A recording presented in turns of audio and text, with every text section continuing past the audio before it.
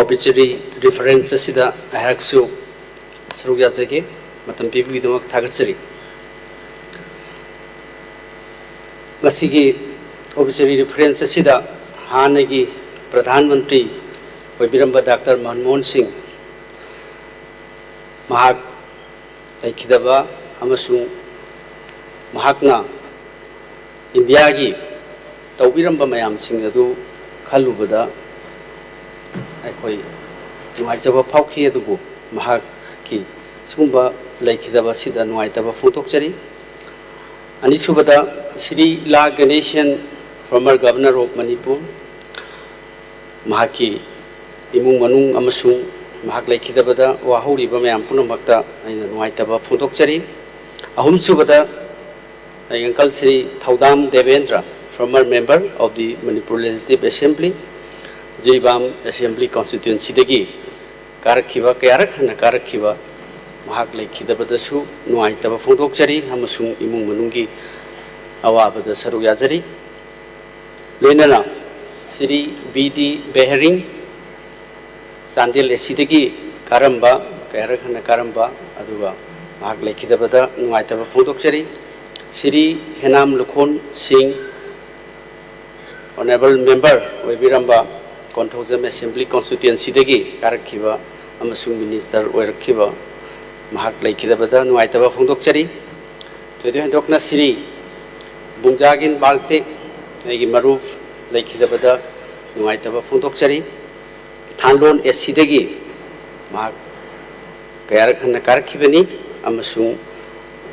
mahak laikidabada nuaitaba phongdokchari Dr. Kasim Ruiba, former member mahak Singai SC 45 Singai SC dagi karamba mahak laikidabada nuaitaba phongdokchari Sri N Kaisi Tadubi SC dagi karamba mahaksu mahak laikidabada nuaitaba phongdokchari loinana Sri Thangwilen Kipjen Kangpokpi dagi karamba mahak laikidabada nuaitaba phongdokchari amadi Sri Mainam Bharot Singh Thangwaiban Esidagi karamba mahaksu mahak laikidabada nuaitaba sungmu munung yawabada saruk yajari Sri Peter Bhairei Singai Esidagi karamba mahaksu mahak laikidabada nuaitaba phongdokchari thoido hindokna Srimati Aribam Bimola, former member, Manipur State Territorial Assembly, 1966-67 da Webiramba mahak laikidabada nuaitaba phongdokchari amasung Sri Y Mani Singh, former member, Wangoi Esidagi kabiramba mahak laikidabada su nuaitaba phongdokchari Sri Thokchom Babu Singh, former secretary, Manipur Legislative Assembly, Secretariat mahak laikidabada su nuaitaba phongdokchari aroibada Rajkumar Modusana, former secretary of Manipur Legislative Assembly Secretariat mahak laikidabada su nuaitaba phongdokchari aroibada sir aina amani dang aina khangnaja hoba amasung aina mahaki vision kaya uba mayam mari leinana wahai amani danga ai hapchanjage sir ahanbada Dr. Manmohan Singh, Bharat ki Pradhan Mantri, Oibirambasi, mahak si yamna visionary oiba nupa amani, mahak laikidabada thamoi sengna, agi thamoi degi nuaitaba phongdokchari, mahaki achievement kaya amasung mahakna mahaki adigumba visionary oiba wakhal kaya aduna ngasi adigi matik ngasi Bharat punamakta nuaiba kaya amasung chakhutpagi adugumba kaya aikuna uba fangi tasengna hairabada sir Dr. Manmohan Singh si mahakti visionary ni aduga mahaksi statesman ni mahaksi amna pioneer oiba India gi economy da sauba kanaba piramba misagamani mahakna India gi economy reform tawki amasung mahakna Nixing Bayai Manarega Mahatma Gandhi National Rural Employment Guarantee Act Mahaki Lising Makhada Pradhan Mantri Uringaida Puthomi Yamna Kanaraba Mikum Kurimakta Pradharan Sada Praja Sadharan Kayana कानब फंगिबा ngasi corruption gi amasung transparency of the government ngasi RTI haina leili bese masi mahakna puthom bani amasung mahakna ngasi India gi praja khudimak ta kanaba pili Aadhaar ngasi mifum khudimakna kanaba fangi basi mahaki vision ni amasung mahakna puthom bani right to education mahakna pirami mifum khudimaki lairaba sing ina kunba sing community में हम पुनः मक्से भारत पुनः मक्ता right to education से महाक न होदो पिरम दन ngasi असौ ब visionary सिना ngasi अखोई पुनः मक्ता rural area remote area hill area तोहान बा चाउ Prabha vast country असिदा ngasi right to education से अखोई न फंगो ngami sir foreign policy kaya महाक न थंबिरम की nuclear policy kaya महाक न ngasi असौ ब tongan ba ngasi international sige skumba nuclear policy me amda so was impact am piki sir loinana banking system si mahang streamline taw khibagi ekoi da kan ba kaya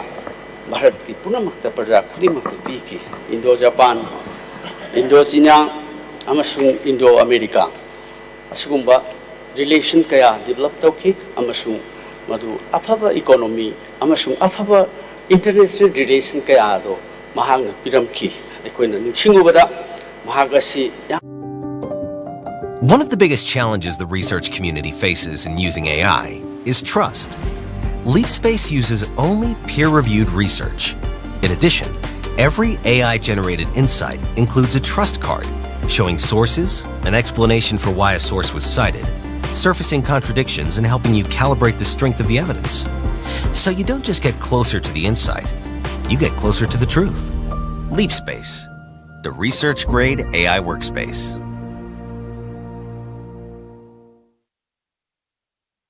Anjana Jiri Bam constituency degi karki Mahakna Lamdamadugi development kaya amasung Hauzik aigi mangang bikiba former chief minister mingwina Punjab do ibobi amasung Uncle Dibenda mohinina moini gi lising makhada Jiri Bamda district piduna afaba miyamgi amasung administrative convenience kaya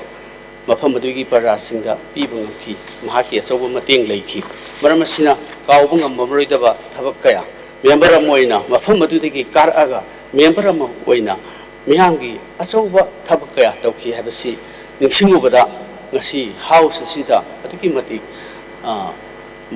ningsingduna mahaki adugum tawramba mayam singadu khallubada thamoi sengna nuaite amasung mahak lekidabasida amasung imunggi awabada sarugajari aroi beda sir aina homdang khangacharaga aiga khangnajahoba da fungjagin balti congress taleringai da su vote kaminarami aduga sir mahakse yamna phaba amasung integrity gi phajana khanba mi amani mahaksi leikidabada nungaite aikoi hauji sigi tam sida kaminaraga thodok laibak thiba thodok amada leikidabada Tamoy seng na nungai ta photo chari maki imung manungna awaban nangiba amasung maki mari matana nungai ta leiriba mayam punamag ado member ama oina aihaksu fawi nungai ta photo chari masi haraga ai matang tension chari honorable speaker sir patam khara piwi da thag chari matang da honorable member Shri N. Biren